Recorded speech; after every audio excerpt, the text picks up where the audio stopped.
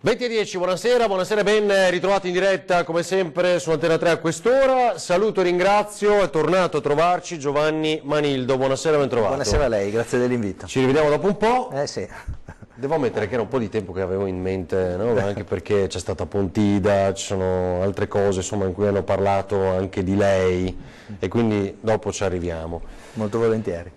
Però sembrava una di quelle cose fatte apposta come nei giorni scorsi, no? Annuncia una nuova iniziativa, poi la sera in televisione. Mi ricorda qualcosa in questi giorni? Non lo so. Le coincidenze, le coincidenze. C'è l'estino quinto, delle grandi coincidenze. Però insomma noi ci eravamo messi d'accordo prima, una settimana. Ancora prima, esatto, ci eravamo messi d'accordo prima. Che cosa sta facendo? Cos'è Officine Aperte? Officine Aperte è un laboratorio politico dove un gruppo di persone indipendenti cerca di lavorare insieme per costruire libero dalla ricerca del consenso immediato, che abbiamo visto che è un po' il male di alcuni dibattiti, è il male di alcune prese di posizione. Cerca di proporre delle idee, proporre delle categorie di giudizio per avere un'opinione pubblica consapevole. La chiave è proprio quella libero dalla ricerca del consenso immediato, perché Officine Aperte non vuole essere né una lista civica, cioè non ci sarà mai nessuna elezione il marchio Officine Aperte, non vuole essere il comitato elettorale per nessuna delle persone che fa parte generosamente di questo gruppo, ma vuole, facendo un paragone, come il rugby, il sostegno, cioè c'è qualcun altro che fa meta, ma c'è un gruppo di persone, speriamo sempre più diffuso e contagioso, che incomincia a pensare al di là del tifo, entrando nel merito delle cose, pensando che per occuparsi della cosa pubblica bisogna pensare con un orizzonte un pochettino più ampio rispetto a quello che è. E chi è che fa meta? Fa meta tutti i cittadini, tutta la società che cresce, che eleggerà consapevolmente delle persone che avranno delle cose da dire, avranno delle soluzioni da dare, non soltanto delle paure da alimentare o delle soluzioni che non ci fanno fare un metro. Beh, ho capito, allora, voglio tornare poi sul consenso immediato, ho capito, ma quindi se leggono delle persone, di fatto c'è qualcuno che fa parte di questo gruppo, cioè, adesso cito alcuni nomi, tra l'altro il sindaco di Belluno che è ospite domani, non lo sapevamo, l'ho scoperto nelle ultime ore, anche lui era già previsto, Jacopo Massaro, Andrea Cereser, sindaco di San Donà. Insomma, intanto la prima domanda è ancora iscritto al PD? Sì, certo, sono ancora iscritto al PD, ho rinnovato circa un mese fa la tessera e continuo a essere iscritto nel PD. Penso che sia un momento in cui bisogna cercare di unire le forze, cercare di, come ho detto prima, proporre delle soluzioni che fanno effettivamente migliorare la qualità della vita del nostro Paese, che sia un momento secondo me per stare uniti ed entrare seriamente nel merito. Allora perché? Sarà forse il dopo caso Renzi, cioè anche lui aveva spinto per questo governo, poi ha preso un'altra strada pur sostenendo, lei è renziano, cioè, si ricorda che Renzi scelse Treviso, la città che lei governava, come prima uscita da allora, io Renzi ho sicuramente molta stima di Renzi, tatticamente ha fatto un capolavoro per sé, nel senso che è riuscito a intavolare il dialogo tra PD e 5 Stelle, ha sdoganato questa possibilità di soluzione. Non condivido il fatto che sia uscito dal partito in questo momento e abbia fondato un suo partito. Lo capisco, una scelta tattica molto intelligente, ma io sinceramente in questo momento non mi sono sentito di seguirlo. Quindi, ecco, gliel'ha chiesto intanto, è uno di quelli che ha contattato? Al di là se me l'ha chiesto, è una cosa che non... Ma sì che l'ha chiamata, di sicuro? Ma no, è molto più importante il progetto. Ma non c'è dubbio. Io sono tornato, Manildo che fa, c'era scritto come la canzone. Io, come ho scritto a giugno, al Consiglio Comunale del 24 giugno, sarei rimasto consigliere comunale per altri 6 mesi fino a dicembre. Da dicembre sono tornato a fare l'avvocato e a impegnarmi totalmente sulla mia professione. Ovviamente la dimensione pubblica, la voglia di cercare di lavorare da cittadino attivo per creare un'opinione pubblica consapevole, per finirla con dei dibattiti, li continuo a leggere su Facebook, dove si dà un giudizio in base a chi dice la cosa, non a cosa dice. Se lo dice un amico siamo ok, se lo dice una persona appartenente a un altro schieramento politico non va bene. Siamo un pochettino accecati dal tifo, un po' accecati dagli slogan. Tempo fa avevo scritto un altro post che parafrasava una frase di Sergio Leone che dice: quando un uomo con un ragionamento incontra un uomo con uno slogan, l'uomo con un ragionamento è un uomo morto. Ecco, penso che invece sia più serio cercare di avere dei ragionamenti non fine a se stesso, non filosofici e basta, ma molto concreti, per cercare, ripeto, di creare un sostegno positivo per delle idee. Vogliamo essere un laboratorio costruttivo di idee, abbiamo dei bei riferimenti. Questo lo vedo, adesso ne leggiamo anche alcuni, no? in questo logo che tra l'altro è bellissimo. Ci piace, grazie. Poi non lo so, qua non si vedrà molto, no? Officine aperte, con 2 virgolette, una è la E, l'altra è la A, che apre l'altra parola. Consenso immediato e uomo con un ragionamento, uomo con lo slogan, con il duello alla Sergio Leone. Sì, però diventa una cosa di nicchia. No. Complicato. No, diciamo se... Cioè, oggi il consenso cambia rapidamente, anche allora, l'ha visto, il no? consenso è il prodotto del partito, dell'azione politica, di chi si presenta alle elezioni. È giustissimo che ci sia il Cioè consenso. lei dice questo è un approfondimento oggettivo che offriamo. Diciamo, cerchiamo di fare fatica su alcuni temi, cercando i problemi. Un'altra frase che mi piaceva molto, che apparteneva a una persona tornata di moda perché gli facevano la foto in spiaggia, che è Aldo Moro, diceva che i problemi difficili sono quelli che hanno soluzioni difficili, cioè quello che qualifica un problema è la difficoltà della soluzione. Penso che noi abbiamo tanti temi difficili, cioè noi abbiamo tanti temi da affrontare, che siano quelli di un'enorme diseguaglianza sociale, uno spreco pazzesco, un tema ambientale veramente che ci dovrebbe tutti far cambiare alcuni stili di vita e pensare anche a un'economia un po' diversa. Questi temi diversi molto difficili, richiedono un approfondimento. Ma noi vorremmo dare un contributo positivo su questo, ovviamente una delle voci che cerca di portare i temi sull'oggettività e non sul tifo. Dialogo, persone, un laboratorio di ricerca per il bene comune, per le città e il territorio, sì. Un luogo di cura della casa comune, dalla città al pianeta, sì. Un luogo per tutti quelli che credono alla necessità di un'opinione pubblica competente, l'impegno personale ecco, allora, nel rispetto delle diversità, eccetera, eccetera, no?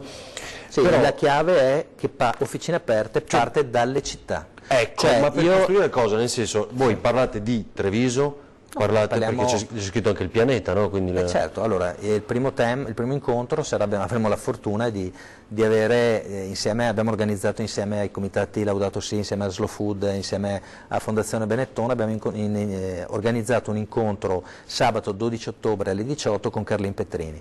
Carlin Petrini è una grandissima persona, ha scritto la prefazione alla Laudato Si, che secondo me è da leggere come è da leggere la Laudato Si.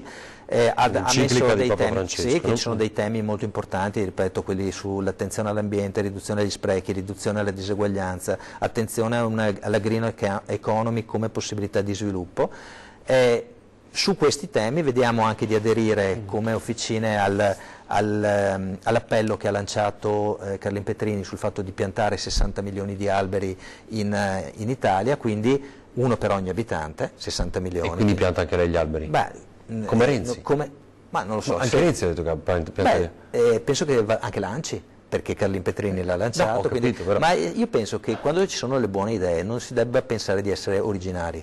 Quando le buone idee sono contagiose, il sillogismo, diciamo. No, ma i sillogismi sono sbagliati. Un esempio di sillogismo sbagliato l'abbiamo detto che pensando, io stimo moltissimo Calenda, la sua uscita dal PD è stato un sillogismo, data la premessa maggiore, mai con i 5 Stelle, quando c'è stata l'occasione è andato via. Logicamente perfetto, un sillogismo per cui si dice tanto di cappello per la coerenza, probabilmente anche questo è stato fatto in un momento sbagliato ed è il motivo anche per cui io ed altri abbiamo detto non seguiamo Calenda. Mi dice una cosa sul governo giallorosso, giusto secondo lei?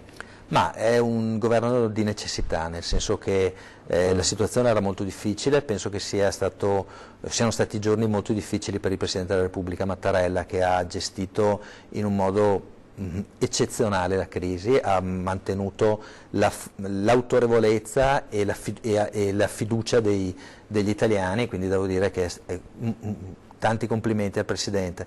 Il governo vediamo adesso i passi che farà, spero che incominci ad affrontare dei temi in modo serio. Mi pare che la prima uscita del Ministro dell'Interno Lamorgese, che ha detto adesso ci arriviamo. chi approda in Italia approda in Europa, una frase semplicissima ma è esattamente giusta, ed è il tema che dicevamo prima, cioè di fronte a dei temi e a dei problemi talmente grandi che uno Stato da solo non può affrontare. Sì, però sa che è stato contestatissimo anche, no? Dicono una bufala, una sola, carta straccia, lo devono sottoscrivere tutti quanti, in realtà poi sono pochi Stati, in realtà la rotazione dei porti in cui arrivano è volontaria, quindi gli altri si rifiuteranno, arriveranno sempre da noi, però, poi sono quelli delle ONG che in realtà sono molti meno, quindi è interessante che nella lettura di quello che ha fatto Salvini prima, no? Perché quelli delle ONG sono molti meno rispetto agli altri. Diciamo, secondo me Salvini è bravissimo a costruire delle paure e a proporsi come soluzione, come nel film Mission Impossible, il primo Mission Impossible, il cattivo fa l'antidoto e fa il virus.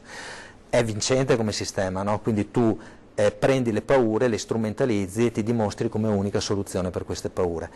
Invece io penso che le paure, le difficoltà non devono essere strumentalizzate, devono essere gestite e bisogna cercare delle soluzioni. Questo è il modo per cui da cittadino attivo insieme ad altri cercheremo in officine aperte, senza voglia di entrare in agone candidandosi, ma cercando di guidare e portare sempre quantomeno il tono e il merito del dibattito sulle cose più che sugli slogan, perché se abbiamo visto, l'ha citato lei, il Ministro Salvini, è stato moltissimo sugli slogan, perché se poi andiamo a guardare concretamente i provvedimenti che sono stati fatti, non è che se ne sono stati fatti tantissimi.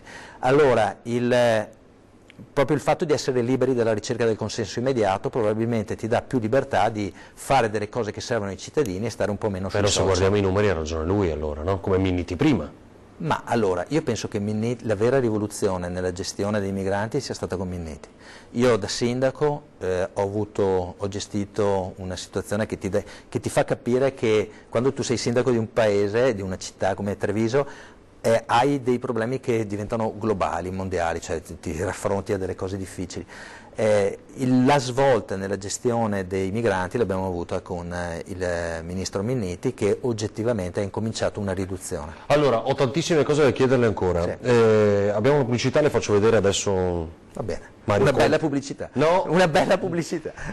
Se è una pubblicità per Treviso, poi dirà lei se è buona o cattiva, ma Mario Conte a Pontida, insomma, che ha detto che è diventata una città in 5 anni anche di rompici. Adesso la vediamo. Il PD l'ha accolta male però questa sua iniziativa, come la legge? Cioè, perché? Insomma, un po' con freddezza? Beh, ma è giusto avere dei dubbi, è giusto avere della freddezza, quando si parte con dei dubbi poi ci si rasserena quando si capiscono di più le cose, cioè sono molto sereno. Lei non si candida? No. A nulla, diciamo, né di nuovo a Treviso, no, io sono tornato né al Consiglio regionale? No, assolutamente, cioè io credo però molto tutti pensano che lei lo stia facendo per candidarsi poi al Consiglio regionale. Ma perché ci sono dei riflessi automatici, cioè penso che ci sia, penso che questo venga soprattutto da chi è un po' imbevuto nel sistema politico, quindi quando pensa a se stesso pensa che magari delle azioni... sto facendo per quello. Sì, ma è normale, è una categoria di giudizio normale. Io sono rientrato veramente felice nel mio lavoro, veramente contento di aver recuperato spazio per la mia famiglia, spazio per i miei impegni, felicissimo di aver fatto il sindaco, però quello che io sento è il fatto che c'è da dare qualcosa. Io ho una figlia di 17 anni, Officine Aperte è anche molto rivolto ai ragazzi giovani, abbiamo la fortuna che ci sono molti ragazzi giovani che verranno agli incontri e quindi penso che sia una cosa molto positiva. Secondo me ha interpretato, ne discutevo oggi con un amico, lei ha interpretato un passaggio fondamentale che è quello dei sedicenni. Che oggi diventano protagonisti, Greta Thunberg. Sweet 16? No, vabbè, chiaro. Allora, pubblicità, le faccio vedere Mario Conte, tra poco.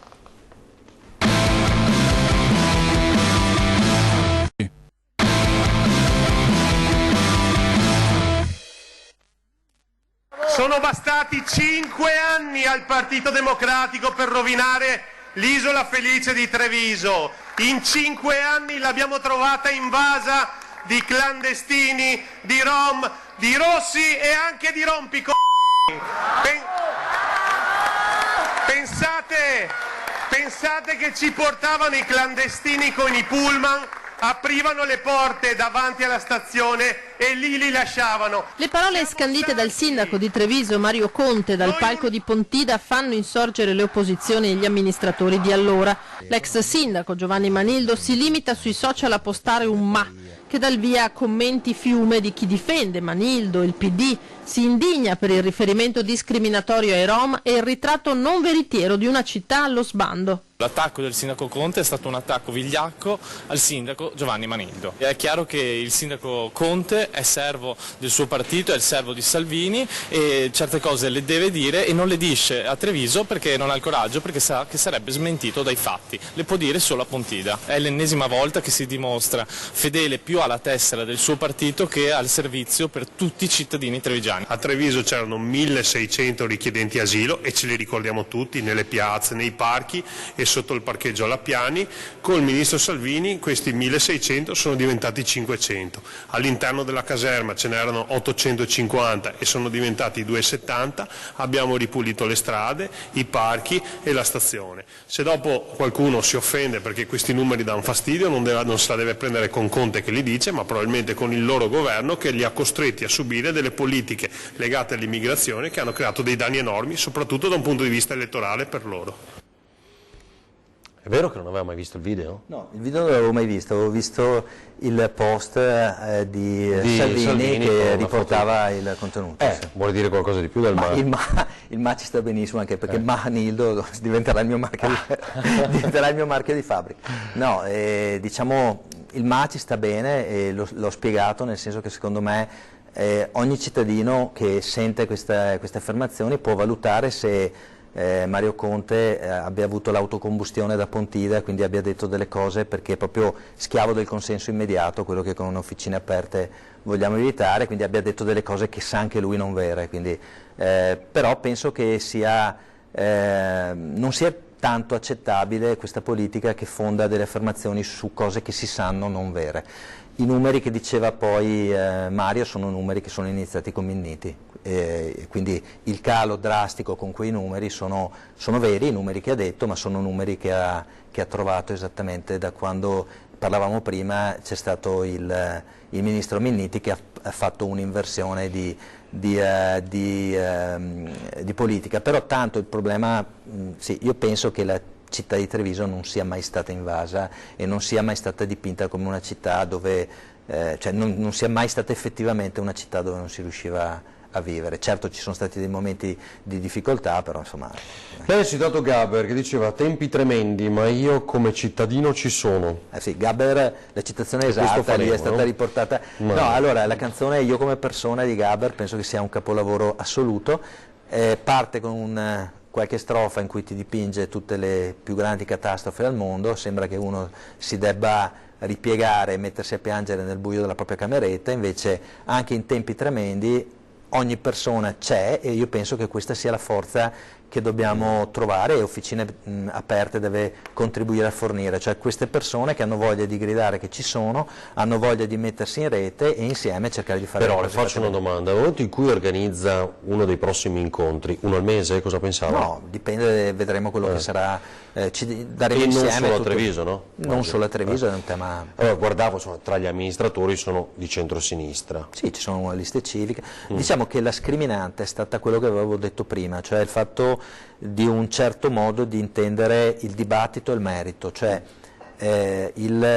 non tutto è strumentalizzabile, cioè ci sono dei temi che non possono essere strumentalizzati per il consenso, cioè la sicurezza, tu non puoi fare una brutta campagna della tua città sulla sicurezza quando sai che magari non è vera, o su temi, non so, della migrazione o temi molto importanti che richiedono un approfondimento. Però è la politica, cioè, è questa politica. Magari sarà cambiata con la comunicazione sempre più spinta, con i social che sono più distruttivi che costruttivi, sì, magari eccetera eccetera. Però è sempre stato così. Infatti io dico che è giusto che ci siano delle regole. Cioè per raggiungere l'obiettivo qualche scorrettezza, allora, il fine così. Il fine giustifica i mezzi, lo ha scritto Machiavelli, e quindi siamo da moltissimi anni, la politica qualcuno diceva che era sangue e qualcos'altro, sono d'accordissimo su questo. però i problemi non si risolvono con gli slogan. Se io ho dei figli, dicevo prima, di 17 anni, alcuni ragazzi di 17 anni hanno fatto un test, hanno chiesto a delle persone se erano d'accordo o meno con il decreto sicurezza. Tutti hanno dato un giudizio, se sì o no. Quando alla seconda domanda hanno chiesto ma cosa dice il decreto sicurezza, diciamo che il 90% delle persone non lo sapeva. Certo, bastava la parola questo, sì. Ecco, esatto, allora io penso che non basti una politica dove si assiste soltanto al comizio della persona che ci piace perché è dalla nostra parte, o mettiamo un like se ci mangia la Nutella, o mettiamo un voto alla piattaforma Rousseau. Io penso che il nostro essere cittadini attivi sia qualcos'altro. Io voglio lavorare in questo senso. Va benissimo che altri considerino la politica come il fine giustifica i mezzi, allora, ma penso che sia necessario fare queste cose. Bastava la parola sicurezza in quel caso, stavo dicendo. Allora, è vero anche che ormai la politica è diventata uno scroll, cioè come si dice, no? Controllo su chi dice cosa, guardo il titolo, manco vado a leggere, quindi forse si parla di più di politica ma si partecipa di meno e basta un messaggio, un video di 20 secondi, una battuta forte. Una partita di è calcio. sicuro che si riesce, è come il motivo di Renzi, no? Dice, noi facciamo questa cosa qui perché ormai quella parte di elettorato portiamo più sostegno al governo, questo poi è da vedere, ma una parte di elettorato si astiene, non segue più la politica, vogliamo riportarli a votare. È un po' la stessa cosa, dice votarli magari con consapevolezza. È sicuro di farcela perché è complicato. Allora, l'obiettivo è molto semplice. Ci proviamo, cioè noi siamo un gruppo di persone, abbiamo anche trovato altri che hanno voglia di iscriversi, di partecipare, crediamo fortissimamente che ci sia bisogno di cittadini attivi. Noi affrontiamo questi temi, poi speriamo di portare, affrontiamo concretamente il tema della direttiva RED 2 dell'energia e dell'ambiente. Ecco, lì porteremo delle cose serie, porteremo un prodotto, un sostegno a favore di qualsiasi partito politico che ne voglia far parte e potremo, non so, fare che la Regione Veneto faccia una legge sulle comunità energetiche, che nel recepimento sulla direttiva sull'autoconsumo, sull'energia si faccia capire che l'energia può essere effettivamente un bene che si spende, che si paga meno. Questo dipende, questo secondo me è far politica, non fare degli slogan, fermarsi alla superficie dei problemi. Secondo me far politica è parlare con quante più persone possibili dei temi e delle decisioni vere. Bene. E questo è uno strumento. Io le chiedo sul tema immigrazione chi invita? Perché poi è questo, no? Cioè, sul tema sono persone di area, di sinistra, centro-sinistra, perché poi dipende. Sul tema immigrazione penso che dovremmo parlarci sotto un sacco di punti di vista. Cioè io penso che sia necessario una comprensione dei fenomeni che ci sono, qualcuno che parla di Europa, perché il grande assente nel tema della gestione dei migranti è l'Europa. Come dicevamo prima mentre c'era la pubblicità, l'Europa è il luogo dove gli Stati, per quello secondo me non ha tanto senso essere sovranisti, è il luogo dove un involucro più grande, dove gli Stati cooperano tra di loro, affrontano i problemi più grandi, che siano quelli economici. Soggetto politico unitario e federale. Certo, gli Stati Uniti d'Europa, anche questa non è una cosa originale, ma penso che questa sia la strada, sia in tema economico che in tema di governo delle migrazioni. Il ministro Lamorgese ha detto chi sbarca in Italia sbarca in Europa, incominciamo a pensare a questo. Che però lo dicevano anche prima. È ma questo cominciamo a dirlo, ma io penso che sia importante. Da quanti anni è che si parla di autonomia del Veneto? 30 anni, 40 anni? E non è che quando Zaia esce e dice ne parlavamo 20 anni fa e non l'hai raggiunta. Penso, anzi lui è arrivato a un passo e speriamo che ce la faccia col 116, io penso che ci sia costanza, abnegazione e lavoro, e quindi se uno ritiene che sia una cosa giusta, questa diventa una bandiera, come è stata per anni l'autonomia per qualcun altro, e anche per me sono d'accordo che l'autonomia sia una cosa giusta, l'autonomia differenziata, ma che l'Europa debba essere diversa, per me diventa una bandiera, per me e altre persone, e cercheremo di contribuire perché sia un discorso serio. Quindi è un talent scout? Come lo posso definire? I talent scout sono bellissimi e ce li guardiamo il sabato sera o il giovedì. Questo è un laboratorio di persone che hanno voglia di mettersi in gioco per costruire dei modelli positivi. Però capisce che alla fine per forza ci viene da pensare che stanno costruendo un'idea di società, quindi poi la devono portare da qualche parte. Ci sarà un manifesto, cosa ci sarà? Ci saranno dei contributi, ci saranno che presenterete a chiunque. Cioè, certo, che li mettiamo a favore delle persone, poi che ovviamente ci saranno delle persone che hanno una sensibilità più vicina, magari è difficile per qualcuno abbandonare l'idea di strumentalizzare delle paure, perché è più difficile accogliere e cercare soluzioni, però se riusciamo ad affrontare dei temi in modo costruttivo, ad essere contagiosi, penso che questa sia la strada, ed è stato abbastanza facile trovare molte persone che avevano voglia di far questo. È chiarissimo il primo punto, cioè nel primo punto si dice libero dalla ricerca del consenso immediato, l'abbiamo messo nel manifesto, quindi chi siamo, la nostra carta d'identità l'abbiamo detta subito, e questa sarà la carta d'identità con la quale ci presentiamo. Allora, secondo me libero dal consenso immediato, quando è che allora, cioè, in quanto tempo sboccia? No, libero dal consenso immediato vuol dire, questa è un'altra frase di qualcuno che dice che chi si occupa della cosa pubblica dovrebbe pensare alle generazioni future. Certo. Penso che insomma, chiunque ha un figlio, chiunque pensa all'ambiente, chi pensa alle grandissime disuguaglianze economiche e ai problemi della crisi, pensa che ci siano delle cose da fare in tempo... 50 secondi. 50 secondi. Questo anno di Treviso? Beh, è stato un anno di consolidamento di tante cose, ci sono state delle cose belle, positive, godiamoci le cose positive. Sono molto contento che si parta con il restauro dell'ala del Bailo, che proprio qui avevamo presentato il regalo che ci aveva fatto un imprenditore, la nostra amministrazione aveva trovato i fondi, e sono molto contento che il sindaco abbia annunciato che continua con questa politica culturale che avevamo pensato. Vuol dire che quello che avevamo seminato, la paura che la città si chiudesse, possiamo anche pensare, non è attuale, mi pare che ci sia la voglia di mantenere aperta la città. Chiaro. Grazie Giovanni Manildo. Su Officine Aperte, grazie a voi per averci seguito, restate in nostra compagnia, edizione flash del 3 giorni del Veneto, poi la prima serata con lo sport. Grazie. Grazie.